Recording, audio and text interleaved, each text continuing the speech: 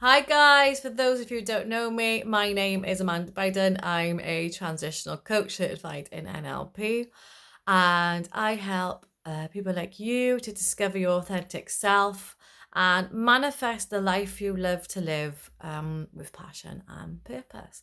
So I thought I'd do a small video, a snippet of my newly released book, Spirology Reflection of Self and the Road Back to Me. I know it's backwards on here, but I just wanted to show you. So today I wanted to read the part, which is funny, because this is called Parts Integration of the Physical and Metaphysical Self. So here we go. After having the theory around Symbian, an idea popped into my head over Christmas 2020 to get both parts of myself to come together in harmony and synergy.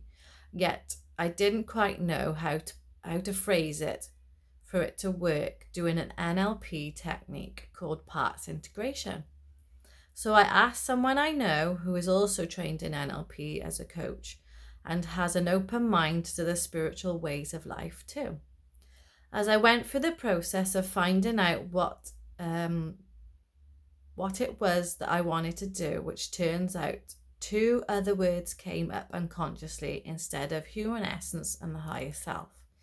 The two words that came up were the more of a science way of looking at things: metaphysical, the higher self and above 5D and above consciousness; physical self, the human essence and the 3D. So that's like where we are now and what we do. I'd never looked at it that way before, yet this is what it came up as. Parts integration is one of the most unique techniques I've ever experienced, watched, or done to others.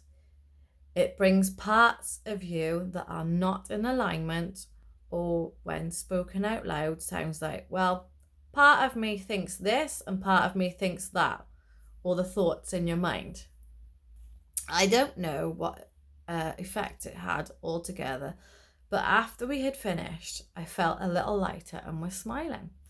Later on that night, a friend who is also into the spiritual ways of life and had sent me a video via message that a lady called Dolores Cannon, which some of you may have heard of and some of you may have just learnt of, had made in the title was the metaphysical hour. What a synchronicity to happen on the same day. I also noticed that a new area on my head had been activated, as there are a couple of points that are touched by different guides, so I know who is giving guidance when it's given. This time it was the middle of my head towards the back, whereas normally if it's a female guide, they'll be on the left, and if it's a male guide, they'll be on my right. You may hear many mediums say similar things when they give messages out to spirit come in as they feel their presence. After listening to the video and learning that Jesus was actually called by the name of Yeshua, who was actually a man who had a lot of money, yet was pushed outside to feel like an outsider, as he had 12 disciples, including women, who taught metaphysics, transcendence, and those in charge did not want the people to learn that they too were limitless, as many know now to be true.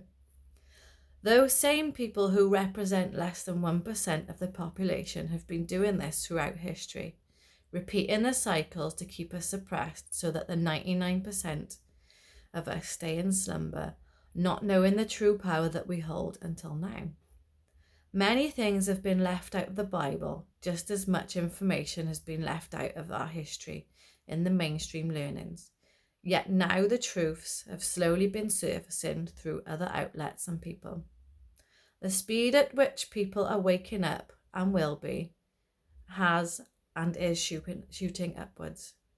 The best thing you can do is connect with like-minded people so you can talk about these kinds of things, as those on the same frequency as you will understand what you are talking about.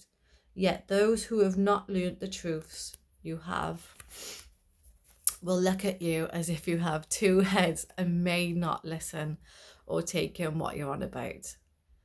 This is so true, because sometimes, like when you're on your spiritual awakening path and you're learning new things and you want to talk and speak out to people, but you're like, oh no, I can't talk. This is going to make me sound crazy. So that's why it is a totally good idea to like talk to people who have gone through the process, and to, you know, yeah, so you don't feel on your own. Anyway, another way to look at the physical, hands-on experience and metaphysics, learning knowledge to put into practice here on earth, the school of life, is one of the fastest ways to ascend and let go of karma, along with soul growth, physical experience, compared to a slower place of learning knowledge of only that at a metaphysical point. That's a big one. Meta basically means a higher perspective, the higher self bringing in higher awareness and consciousness.